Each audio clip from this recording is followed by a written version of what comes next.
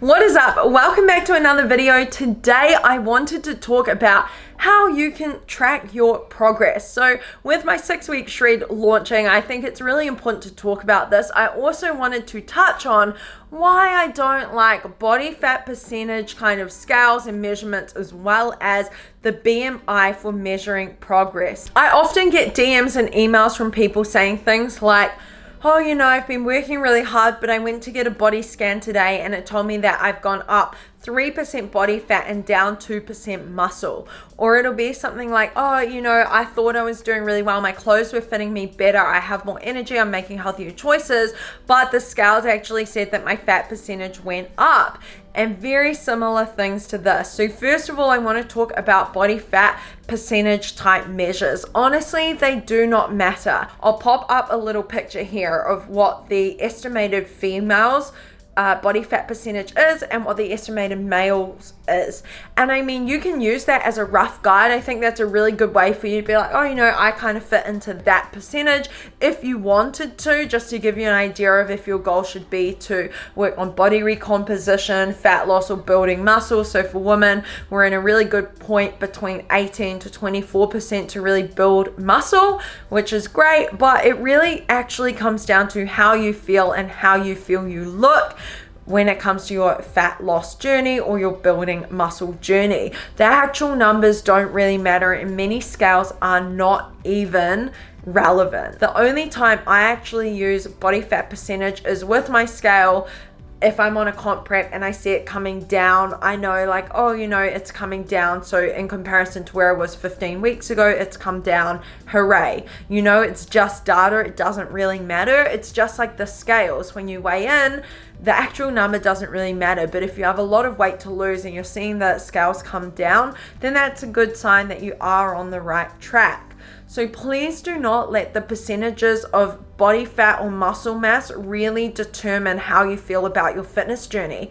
If you're sticking to your nutrition, your key habits, you're working really hard and you're noticing a lot of non-scale victories, like having more energy, making healthier choices, fitting your clothes better, that's a win. So make sure you celebrate that. And that flows on nicely to, you know, tracking your progress in regards to non-scale victories. It's something I encourage the AMB-ANJULI Fit Squad to focus on. Non-scale victories, like getting stronger in the gym, are a great sign that you're progressing. You don't need a number on a scale to tell you that you're doing a good job. So please don't place too much importance on that number. Yes, it might feel nice for the numbers to come down, but if you celebrate every time that the numbers come down, chances are you're going to have a negative relationship with the scales if they happen to fluctuate up the other way. So it's just important not to give the number on the scale too much importance on your journey. Does that make sense? Okay, so if you can't rely on the body fat percentages or, you know, a scale number to tell you if you're doing well, and you know that your non-scale victories are there, but you kind of want to see how else you're progressing, what are other ways you can do this?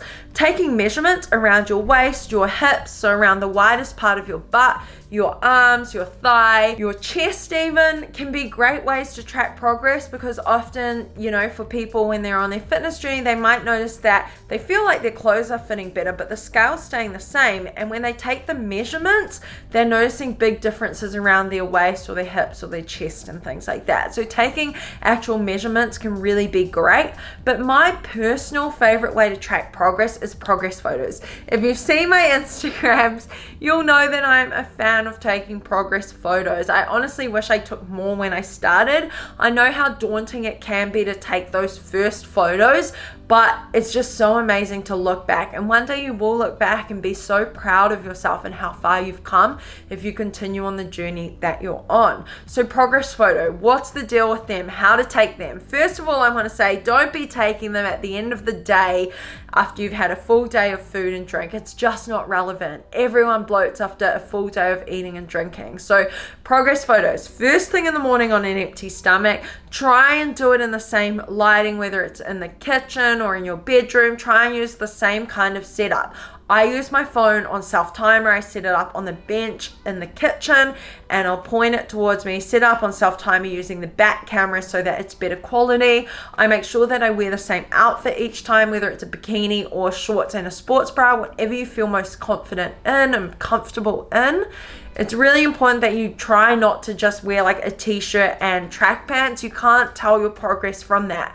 You don't have to share your progress photos with anyone, but just take them so that you have them and you can compare, you know, day 1 to 30 to 60 to 90. It makes a massive difference. And even just knowing that you've got to take photos every 30 days can really inspire and motivate you to stay on track with your habits throughout the week. Key things: first thing in the morning on an empty stomach, wear the same outfit. Try and use the same lighting, use a self timer. Don't try and take a selfie in the mirror. It just doesn't give you an accurate depiction of where you're at. And also take some flex photos. Relaxed photos are not necessarily fun, not super flattering, but you know what? Take a fun photo where you're flexing your arms and your legs and be proud of where you are, because one day you are going to look back and be like, damn, I did that. Next up, I want to talk about BMI when it comes to measuring progress. So if you have ever, been to the doctor with any kind of issue, they'll say jump on the scales and then they weigh you. And chances are it's probably in the afternoon after you've already had food and water, so it's not even an accurate weigh-in of where you're at. Again, weigh-ins should be first thing in the morning on an empty stomach. So they'll get you to weigh in, and then often doctors will say something like, oh, your BMI is whatever, you need to either gain weight or lose weight. And I want to use myself as an example for BMI so that you can understand why I don't like it. For example, let's start with my competition prep journey, October 2019 for New Zealand. On show day, I weighed in at 56.7 kilos. Or 55.7 kilos actually, I think. I was the smallest I had ever been on my fitness journey. I was hungry for weeks leading up to that. I was tired. I was absolutely shredded. It was my best condition I have ever had, and I'm really proud of, how hard I worked for that prep, but I wouldn't necessarily say that it was healthy for me, and it definitely wasn't a shape that I wanted to stay in for long. It was like to compete and then get out of there as soon as possible.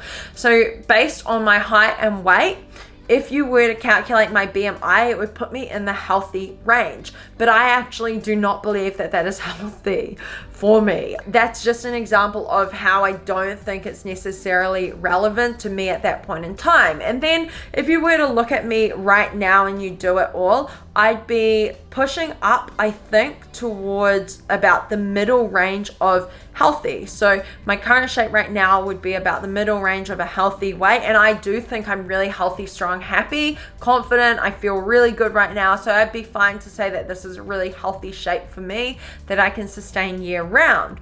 But if you look at me at, say, my heaviest weight that I've ever been, I was binge eating, I was partying, I was drinking, I was at university, and although it doesn't sound like a lot to you, for me personally, it wasn't a healthy weight. I was about 70 kilos, maybe just over that was probably the heaviest I ever got on my journey. And it's not about the actual weight, it's about how I felt and the lifestyle that I had to be at that weight.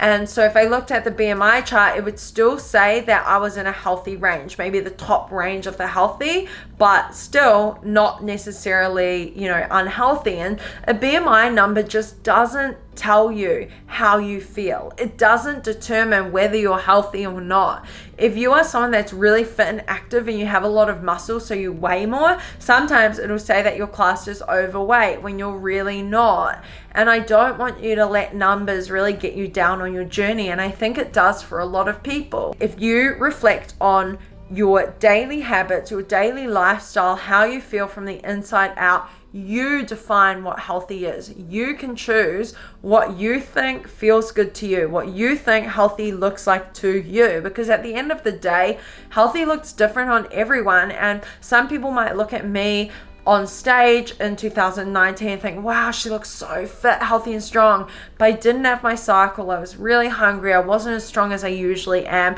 and I don't think I was healthy. And that's not what I call body goals. It's an amazing condition, but it's not where I strive to be year round. Whereas if some people looked at me now, they might be like, oh, she looks great. Some people might say, oh, she looks really good now, she looks so healthy, it's goals. Whereas other people might say, oh, she gained weight.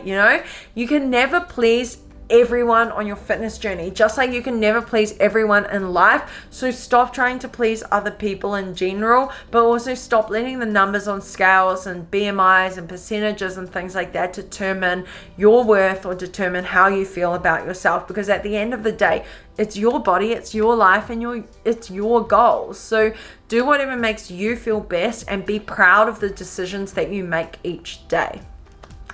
That's my TED Talk. Thanks for listening. I'll catch you in the next video.